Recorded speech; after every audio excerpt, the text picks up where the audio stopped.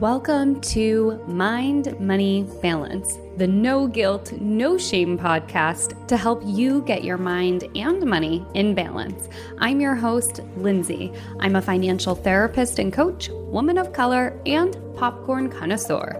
I am so glad you're here. Let's go.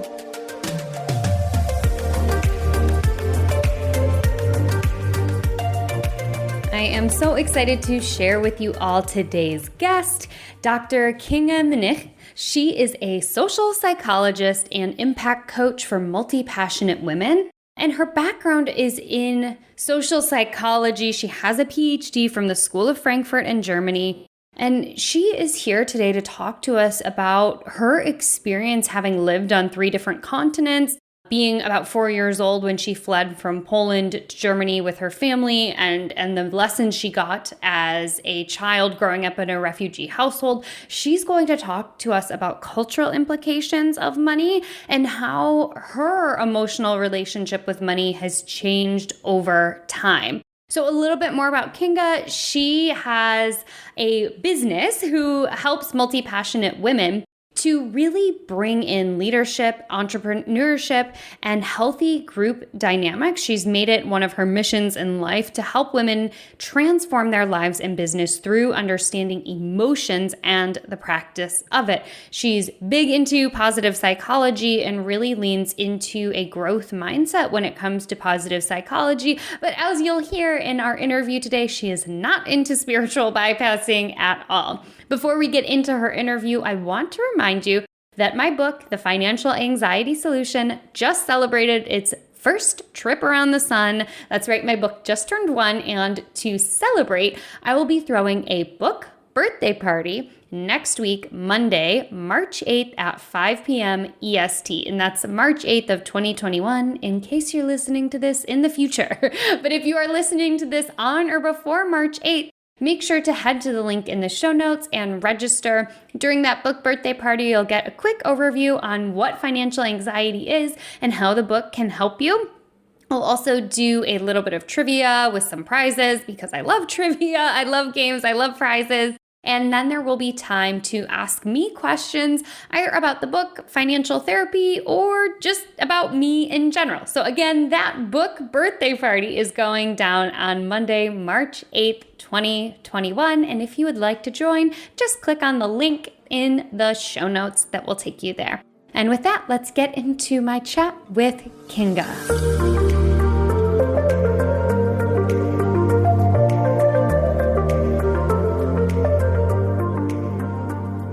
Kinga, welcome to the Mind, Money, Balance podcast. I'm so excited to have you here. Thanks so much, Lindsay. Thanks so much for having me and creating the space. So, we met each other through another program that was all about women and entrepreneurship, and it was great. And you also had a different perspective on how folks in the US, specifically women in the US, view money versus your relationship with money having been a refugee to Germany from Poland. So if you're comfortable with it, let's start there. Going back to what your relationship with money is, what your perspective of money is, starting from your experience back then. Yeah, sure, Lindsay. That's actually a good starting point, because I think it plays right into the topic of your podcast and the work that you're doing, and also shows how important it is for us to, have the conversation about money and have the conversation about what is our relationship with money, how does it make us feel. So yeah, I grew up in a family where the topic of money was always present. We would always talk about money. My parents would always set priorities. It was something that was just there.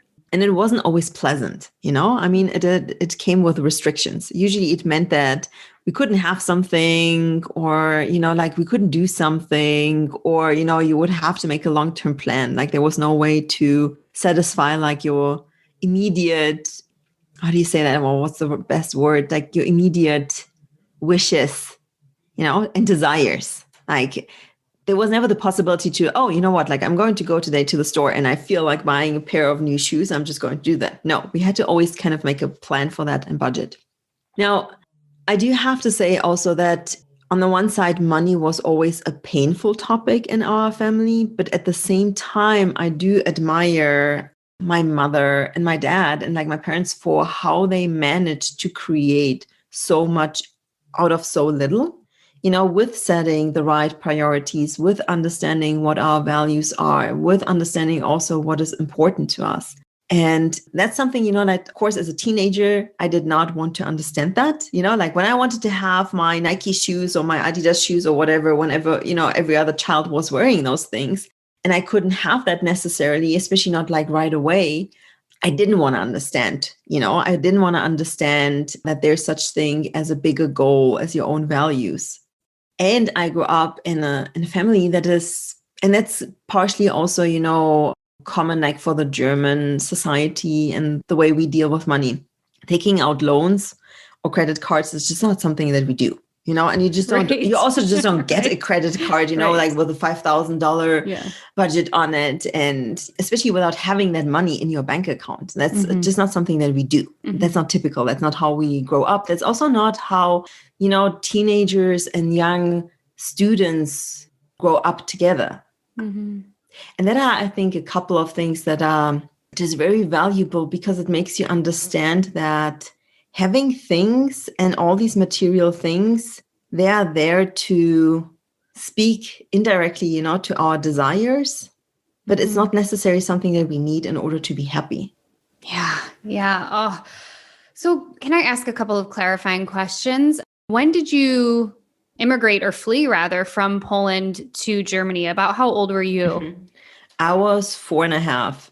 So you spent most of your life in Germany? Yeah, I spent most of my life in Germany. I do have a grandmother still in Poland, so we still have family in Poland. And my parents do have now also a vacation home in Poland. So we never stopped speaking Polish. I still speak Polish.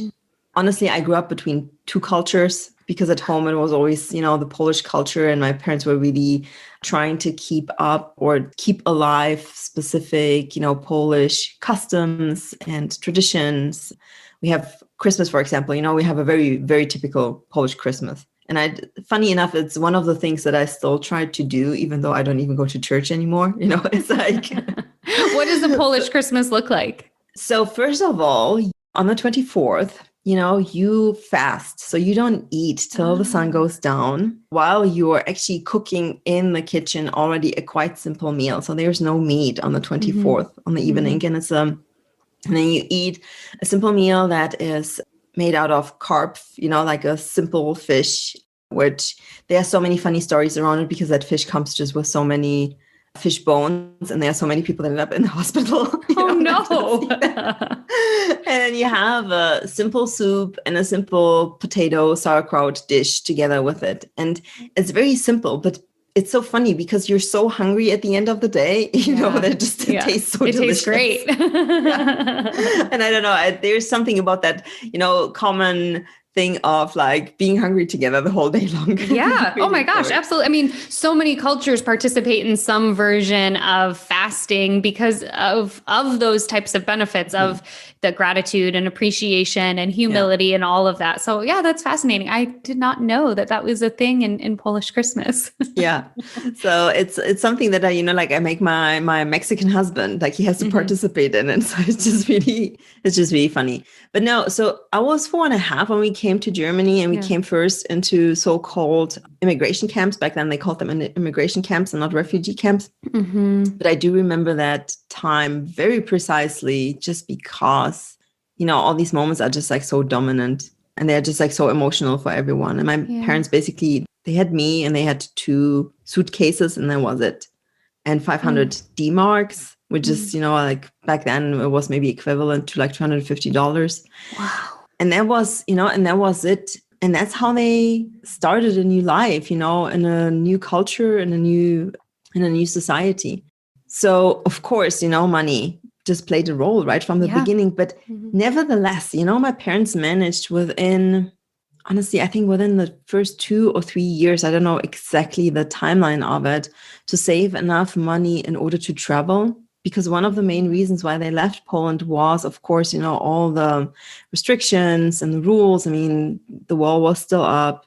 And they were not allowed to travel back then in Poland. They were not really allowed to move around. And they had that big need for exploring and learning about other cultures and just seeing the world. And so that was something that I was taught, and later on also my brother, that was the main priority. That's how we were aligning everything. And that's how my mom was also aligning budgeting system. So it's really interesting, because I grew up surrounded by a lot of kids, that didn't travel and showed certain envy. And it was really interesting to kind of like now that we're actually talking about that, I do remember certain situations where people were looking at me like, how is it possible that you guys are traveling to the US for 4 weeks, even though, you're immigrants and you're from Poland and like, your parents don't really have like amazing jobs and things like that. I couldn't really explain it. But now I know it was just the way my parents were setting priorities, like they wouldn't go to restaurants. They wouldn't just allow us to have everything that is in front of us. They would say, you know what, there's a long-term goal. Let's build for that long-term goal and let's see what we have to do in order to achieve that. And, by the age of 11, yes, so my brother was 4. By the age of 11, I've traveled with my parents to the US for 6 weeks through the United States. I mean, we saw like East Coast and West Coast. I saw already by then, I think like 12 countries around the world. Wow. And we had everything that we needed. I mean, there was nothing really missing ever in our life. So there's a few things that I'm curious about. So you had said earlier that money had always been something that was discussed.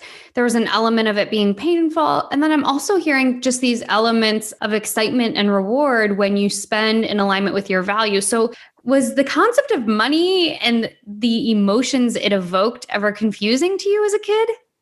That's a really good question. Yes. Yes, especially as a kid. As a young adult, not so much, but as a kid. And I did start to work really early on. Like I started delivering newspapers when I was 12, just because I wanted to be able to afford a couple of things that my parents wouldn't pay for. Sure. And I thought, and this is going to be some honesty in here. I did think for a long time that I needed money in order for people to like me. Wow. I do think that there was, and it, of course, that's not just due to money. That's also the entire concept of fitting in, depending on what you're wearing and and the things that you have, and then being a foreigner and growing up as an immigrant in a foreign country, even though you don't hear it, like when you speak to me in German, like I don't have an accent or anything like that, you wouldn't pick it up right away. But somewhere, somehow there was that element that I need to have money in order to be someone. Yeah. And you know what? And I carried that actually with me, I would say till I was about 23 or 24. When I went to South Africa, in 2009 as an exchange student, and I received a scholarship and kind of like was asked, like, do you want to go to South Africa? I'm like, not really, like, what am I going to do in South Africa? Like I'm vegetarian, I do yoga, it's like, actually somehow it never really crossed my mind. And something just told me, just take it, just do it. And it was really for the first time in a really, really long time that I didn't have to work on the side. I didn't have to do anything because there was just money that would come in every month. And I never had that situation. But at the same time, what that situation allowed me was to understand more so and start putting everything into perspective that my parents also taught me, that money is not what I need in order to be fulfilled. If that makes sense. I think that there are just so many different components, in this conversation now. Yeah. But. And Kinga, I think what you're talking about is something that I say all the time, which is money is complicated. It's not just like, oh, I have a great relationship with money. It's freaking nuanced. And what I'm hearing from you is the layers of emotions that come along with money of, it can be painful and it can be really enjoyable. It can feel like you have to work really hard for your money. And then it can be shocking when money kind of flows into you. And I'm curious, as you have said, you have a very unique perspective. You've lived on 4 continents. You have been a refugee and an immigrant twice over, right? You've been a refugee to Germany, and then you immigrated here to the United States. And you said there's something really different about the way that women in business, because that's what you do. You help multi-passionate women with their businesses. You said you noticed there's a big shift in the way American women look at money and the way that German women look at money. And I'm curious what those big differences are between those two cultures and the way that women specifically look at money. One of the very, very obvious and very simple things is that for me, it seems as for women in the United States, it's pretty simple to go out and go shopping and to spend tons of money on goods, handbags, shoes, whatever, makeup, whatever it is. But at the same time, for many, it's really difficult to take that money and spend it on education, or therapy or support, any sort of way of growing yourself as a person, developing yourself as a person. Yeah. The other thing, what I also realized is how easy it is for a lot of Americans, and I don't know if it's specifically for women, but I do see it in a lot of women, to have 10, 12, 15 credit cards based on, and like, if you ask them about it, like, why are you having so many credit cards? Well, because I'm receiving rewards from Nordstrom, like I'm receiving rewards from here, I'm receiving rewards from there, and kind of like not understanding the concept behind it and what these stores are trying to do. But at the same time, like if you ask someone like, why are you not going on a yoga retreat? Because that's something, I don't know, like you've envisioned. And that concept of like spending that money. Yeah. It's so weird. And I had last year actually a lot of students that just either finished or were about to finish that I was coaching. It was like really interesting to see how they spent their student loan. It wasn't necessarily on university. It was on all these small things around them. And then somehow the money was gone and now they have to pay it back. And it's this concept of, and you guys are, it's a very unfortunate situation also in the US, because I am a strong believer that education, university education, school education should be for free. Because what we are doing is we are educating the next generation. We are ensuring that the next generation is going to be able to uphold us, the generation that is already, up out in the free society, and not having free education, having to go to school, take out thousands, $10,000s of dollars in loans, and then coming out with that burden. It just really, stops you from the ability to be able to make free choices on what is the next step. And that's something that's no one's fault, right? That's the system. Like we can question it. We can start talking more about it. We can start bringing it more. That is one of the very fortunate things. I did take out in Germany throughout 10 years of university, like master's degree, PhD, all of it together. I think that summed up to almost 10 years. I took out 5,000 euros, and I took them out actually because I wanted to stay in South Africa for 3 months longer, and I wanted just to travel a little bit more. And I didn't have to pay any interest on it, first of all. Wow. And then, such a I had to start, concept. I had to start paying it off about 3 years ago. And what I did is I asked them if I could pay it off all in one go. And I got, I think, a 30% reduction for that. Wow. So in that regard, the system is very different. And it works, Germany is not a poor country, right? We're all surviving. Germany's surviving with 14 months of, maternity and paternity leave together, with like free universities, free schools, great education. People are still having good salaries, a good life. So, so somehow it works. I haven't gone into the details, of all that, but somehow it works. Yes. So, of course, there's that difference. But at the same time, I feel like maybe we're teaching in Europe that money, I think that there comes a specific burden with money. That's I feel like what we're teaching in Germany specifically, there's a specific heaviness to it. While in the US, it's the extreme opposite. There's lightness to it. like take all the credit cards, just spend it, somehow it will come back, it will go out, till you actually reach the bottom, and you're realizing that you have too much debt and you don't know exactly what to do.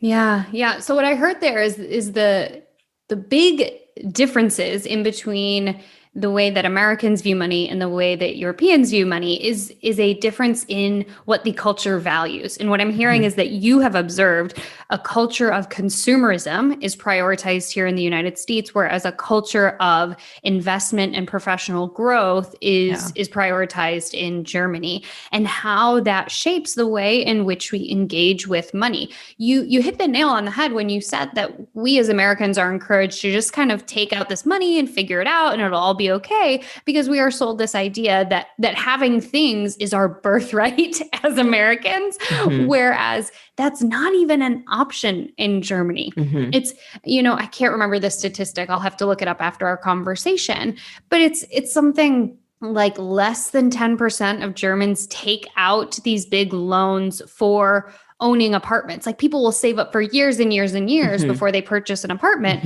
and then they purchase it outright. Whereas here in the United States, it's the exact opposite. Is you take out this giant loan to purchase a home and then spend 30 plus years trying to pay it down. Whereas it's really the reverse in Germany. Is you save up for 10, 15 years and then you go buy yourself a place. Yeah. And you know what? I wouldn't even because having your own place, having your apartment, a house, and even if you take a bigger loan from the beginning on, I think that's somehow a little bit different, right? Because you have that property that will belong to you and you're going to pay that off over time. I think what was really shocking to me this time, because I lived in New York for a while. And so this time I moved to the US in 2015, and it was the first time that I needed to buy a car for myself. Yeah. Like before, I was in areas where I just didn't need a car. And then I had no clue about the credit score. Oh, sure. Deep like that. Yes. So first of all, I didn't know what the credit score was. Yes. So, so here I was, talking with car dealers, and I'm like, sure. I mean, I knew that I can buy a car up front, which I did then eventually, but out of interest and curiosity, and then also me being a researcher and trying to understand how systems work, I made them, give me a couple of offers on a car and just see how does it work with financing. Yeah. So long story short, my credit score got completely destroyed in 2015. Yeah. So I came here already as an immigrant, right, as an immigrant, not having a good credit score. Then I didn't know what it is. So I didn't know how to protect it. And all these car salespeople, they just took advantage of that. And so really, I don't know, I had something like 610 points. Yeah. Even though I didn't even want the loan. Right. I didn't even want, I was just curious, what's going to happen. And that is something that I don't understand. I don't understand why you have to buy a $30,000, $40,000, $50,000, $60,000 car that is going to be just losing its value over the next 10 years while you are paying it off. And then you have this humongous car payment every month. Right. Because, I can't comprehend it. Really, I can't. No. And it's funny. So we have two cars. One car is really old. We bought it from a grandmother for $2,500 with the idea, what we are going to have it for a year. Then we are going to make a different plan. Sure. Now this car is still driving. It's not breaking. It's nothing. Our mechanic is consistently telling us to just drive it. Yeah. And so we are, so we hit now 200,000 miles on it. And we're like, let's just do 300, just out of fun to see if it works. Yeah. Yeah. And, it's people will ask us do you guys need money? It's why are you not buying a different car? And I'm like, you don't understand. This has become a game for me and my husband. It's all it is. It's just a game to see how many more miles we can get out of this car that we bought for $2,500 and paid over the last 5 years, $500 just to fix specific components, Yeah. So that is that part, that, I don't know, that need to have specific things because you're connecting emotionally a status with it. Totally. And I could not agree more with this idea that, again, as Americans, we assume that the things that people have are reflective of how well they are doing with their money, right? So if we see our neighbors driving a $60,000 car, we're like, wow, they must be doing great. But what you're pointing out is kind of the man behind the curtain, right? And going, well, they also might be paying it off for 7 years and have a ton of debt, but we don't know, right? We are really good at masking and mirroring how people are doing. And for you to have people say, oh my gosh, are you and your husband okay? Because you're driving a car that might not be brand new, you're like, no, we're actually doing really well because we're driving the car that's falling apart. Yeah. It's really, in that regard, it's really interesting because it also, again, reversed there's always a dynamic in any money conversation and thought, like anything that you're connecting to money. But I had a conversation with one of my coaches, and I'm coaching women, and I'm helping women actually to understand what it is that they really want to do in life, and then help them to set up a structure so they can create their own businesses. Right. And that's what I do. Right. And at the same time, like I'm somehow competing, with women or other coaches that have all these things around them and that will post, all these fancy things on Instagram and on their websites and all of that. And I had the conversation with my coach. I'm like, I don't know exactly what to do because I don't believe in it, but that doesn't mean that I'm not doing well, So how do you have now a healthy conversation and tell someone that we are well off, but I don't want to brag about that because I don't think that there's something to be bragged about. I feel like with the fancy cars and all of that, it's like putting it into someone's face. And that is also a cultural difference. Yes, very much a cultural difference. Yeah. So it's, it's again, like I'm finding myself again in a situation. I'm like, should we upgrade the car? Like, should we upgrade one of the cars so I can just like have the photo, next to it? It's like, should you just rent a nice car for the day and take some photos and then put that on your website? Yeah. I mean, that's the thing. Looks are so deceiving. I'm curious, Kinga, about, you brought up this idea that a lot of these women that you were coaching were struggling with the idea of spending money on something like a yoga retreat that would be beneficial for their mental and emotional and physical well-being. They're struggling to spend money on that, but they were happy to spend money on something that is like a short-term win, like a new coat or, a purse or whatever. Did you ever challenge any of them on that? And if so, what was the response? Sure. Because that is very much the first stage of my coaching approach.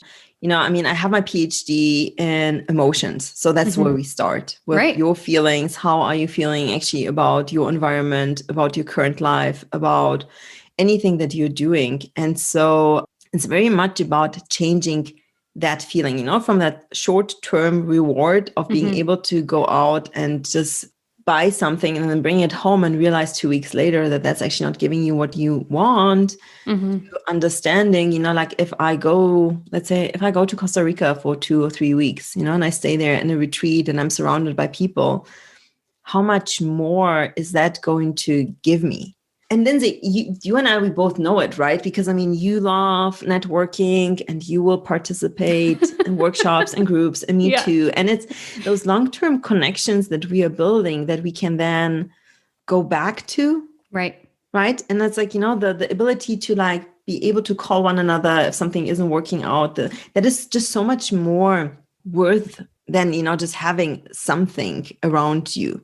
Yeah. And I'm not saying that you shouldn't buy something if you really want to have it. That's not the point of it. The point of it is to understand what is it that actually really brings value into your life. Yeah. And and there are tons of different philosophies out there in the world, where people kind of like start to rethink and relearn how to understand what is really bringing value into your life. But the way I'm doing in this kind of like just through the emotional approach, understanding first of all, what's actually missing. Right. If you're buying all these things, what's really missing? What is it that you want? And then also, I will say sometimes to people, I'm like, what? If you die, you're not going to be able to take those things with you. It's like, so what are you going to do with all these things? Yeah. And isn't it so much nicer to like cherish than, the memories that you've made along your way?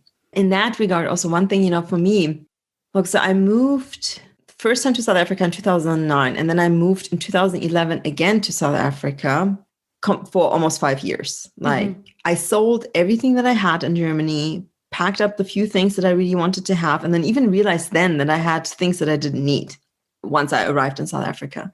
But that feeling of selling everything and leaving everything behind you is just the most freeing feeling that you can ever experience. Yeah. Like the ability to go on a plane and you don't have to worry that you left something behind that you might need. There is just such an incredible, freedom in it and independence. And I realized that, like last year I traveled with my husband. We went to Jordan and I took 2 cameras with me. We took a tripod with us. We took a drone with us. We took an iPad with us. I don't know. We took all these equipment with us, Yeah. so I could take photos and do all these things. And it's just honestly annoying. Like it's like, you first of all, it's heavy. So you have to carry it all the time with you. Then you have to watch it, because someone could steal it. Yeah. I mean, like, yes. And then you're in the middle of of a moment where you're just enjoying it. And you're like, oh, dang, I need to take out the camera. I need to take a photo. Yeah. So totally. It's making people understand that freedom and being okay with nothing is what really allows you to understand who you are and what it is that you really want. And I think that's really the first stage, that I work on when I work with my clients, is to really like reset everything, declutter, unpeel the onion and see, okay, what is it actually that you want? What is it or who are you without all these things and ideas around you, without all these voices from other people? And that's the hard work. And that's why I'm sure your clients are so thankful to have you there, who's done the research, and to have you kind of hold their hand through the unpeeling of all those layers. So Kinga, I could talk to you all day, but our time is coming close to an end. Any final thoughts you have for, other American listeners who are like, dang, this is viewing money in this way is kind of blowing my mind. Any final thoughts or tips you'd impart on them? Well, one tip or idea or wish is that if you do have more than 2 credit cards in your wallet, shred the rest. It simplifies your life, I mean, you don't have to think anymore about, 10 bills that you have to pay, but just 2. It's easier to kind of like focus on that. Also, if you're like me, I'm collecting always miles. Therefore, I'm collecting much more miles, like on just one card. Yep. But the other thing is to, before you buy something, to look at it, go home and sit on it for 2 or 3 days. And if you, after 2 or 3 days, if you still have the feeling that you really want to have it, then go for it. But if you forget about it, then it was never meant to be bought. Yeah. And reprioritize, really write down what are the core values for you. Like what is important for you. And once you know that, just like pin that everywhere in your house, just to remind yourself what you want to focus on, because that's what's going to help you to make better decisions and also develop a long-term strategy in order to achieve, a crazy dream of yours or, long-term goals. We need those reminders. We need those emotional reminders that help us to stay on the path, because you know what? It's not easy. Like we all know it, life is not easy. Life is a roller coaster. And I do think that last year has shown that a lot more than any years before, at least for us. So you need to have those specific points that mean something to you emotionally. And if you are still having difficulties of understanding what your relationship is with money, go and hire someone, get some help, talk to someone about it. There's no shame in it. There's just actually really freedom in it. Because once you unclutter, once you understand what your relationship is with money, and once you fix it, you will see how much better your life is going to be. What a beautiful takeaway, Kinga. Thank you so much. Where can everybody find you and learn more about you and your work? Sure. So the best way is through my website, which is kingamnich.com. So KingaMnich.com. And you can always DM me and get in touch with me on Instagram, which is just kinga.mnich. Feel free to reach out. You can subscribe to my newsletter. I promise I don't spam. I just send out a newsletter once or twice a month just to get in touch with people. And just get in touch and let's see. Maybe I can help you. Maybe we can work together. Maybe we can explore some new areas in your life. Love it. Thank you so, so much for your time again today, Kinga. Take good care. Thanks so much, Lindsay.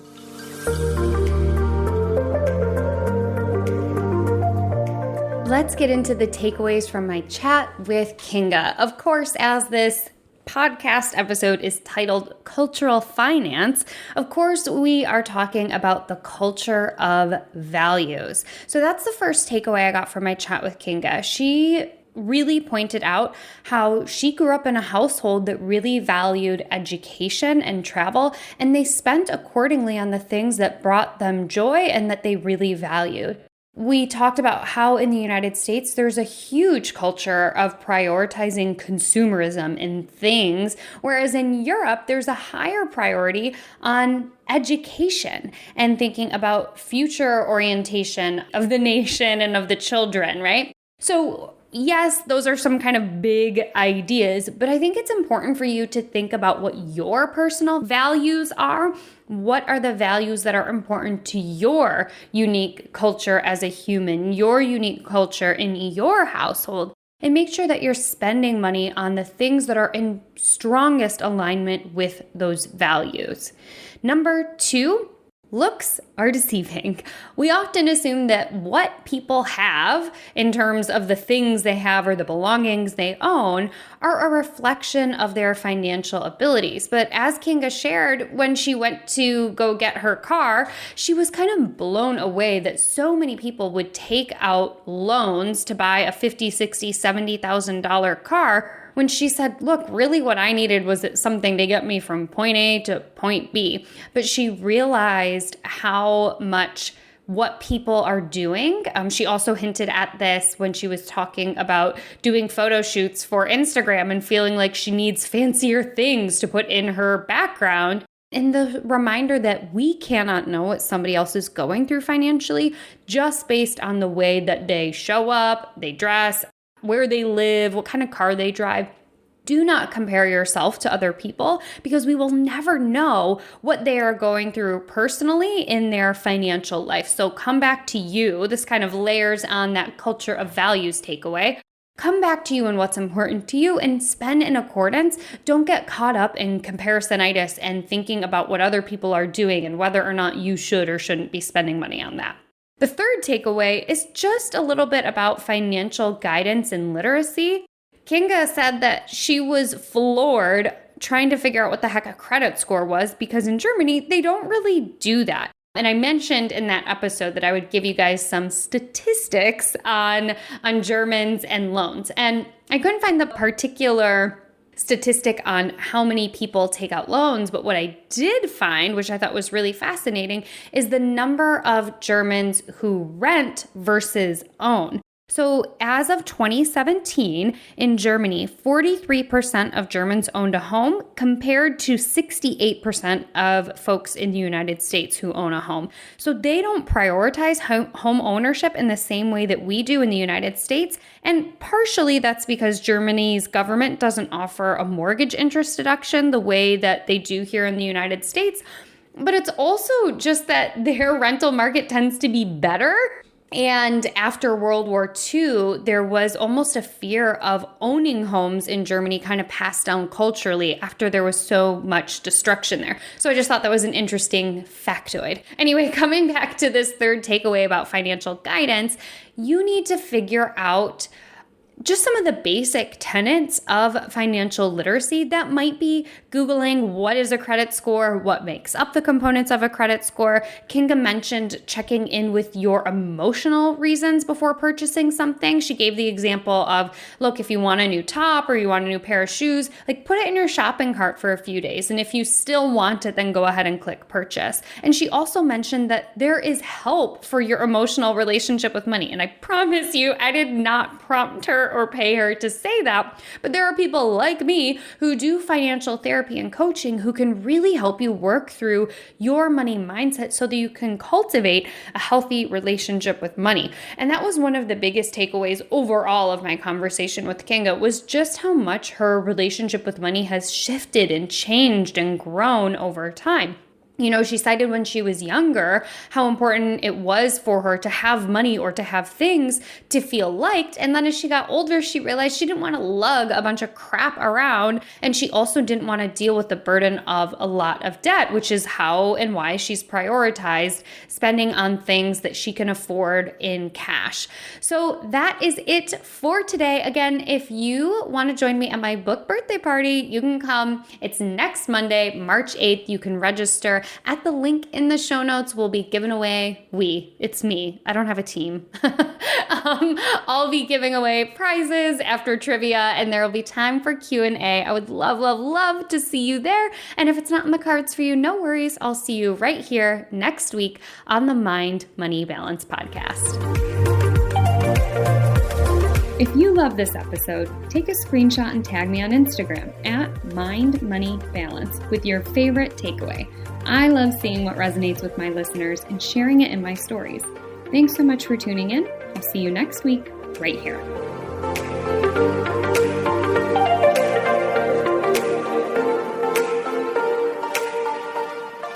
Neither the host or guests are rendering legal, accounting, clinical, medical, or other professional information. If you want professional help, please seek it out.